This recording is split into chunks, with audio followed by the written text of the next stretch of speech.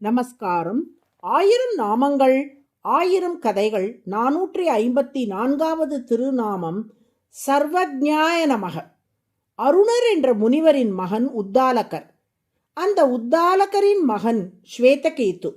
உத்தாலகர் பல ஊர்களுக்கு சென்று பல பல யாகங்கள் செய்து வைக்கும் பணிகளில் ஈடுபட்டு இருந்ததால் தன் மகன் ஸ்வேதகேதுவை அவரால் சரியாக கவனிக்க முடியவில்லை.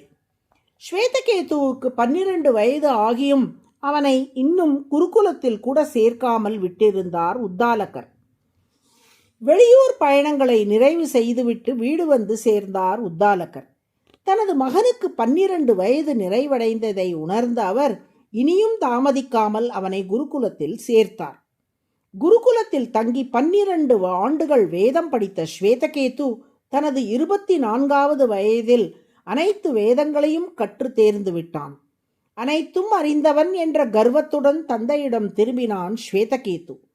மகன் முகத்தில் அகந்தையின் வெளிப்பாடு தெரிவதை கவனித்தார் உத்தாலகர்.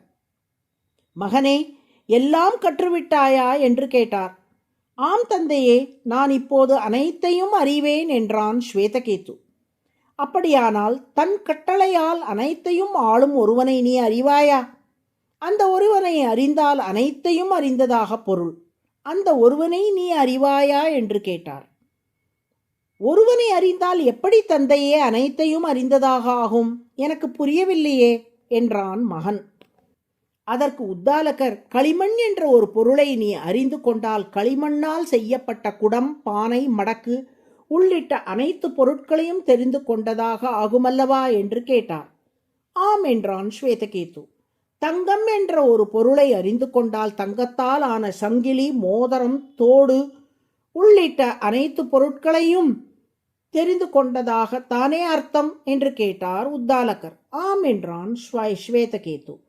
இரும்பு என்ற ஒரு பொருளை தெரிந்து கொண்டால் இரும்பால் ஆன ஆணி முதல் இயந்திரம் வரை அனைத்து இரும்பு பொருட்களையும் தெரிந்து கொண்டதாகத்தானே பொருள் என்று கேட்டார் உத்தாலகர்.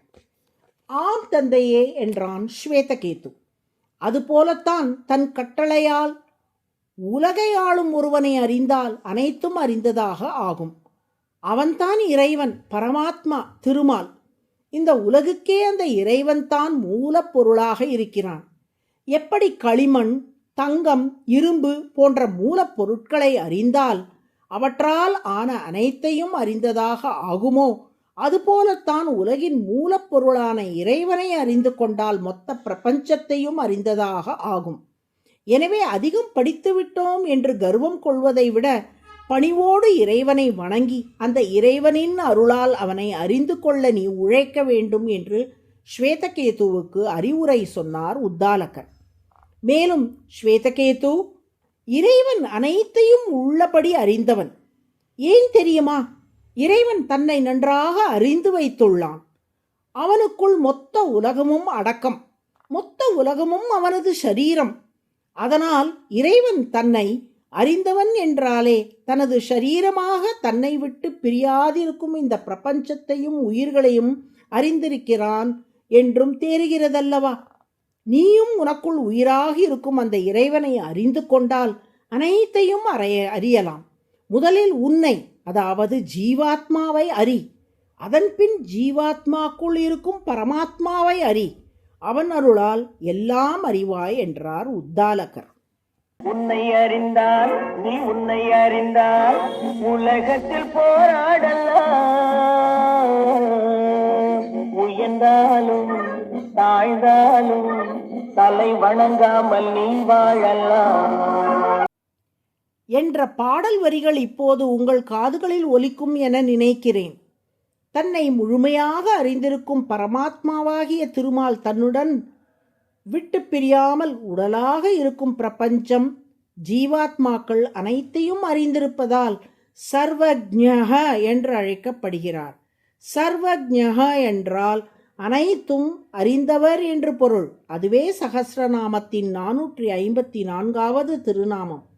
சர்வஜ்ஞாய நமக என தினமும் சொல்லி வரும் அன்பர்கள் நம்மை முழுமையாக அறிந்து கொள்ளும் ஆற்றலை திருமாலின் திருவருளால் பெறுவார்கள். நாராயண நாராயண.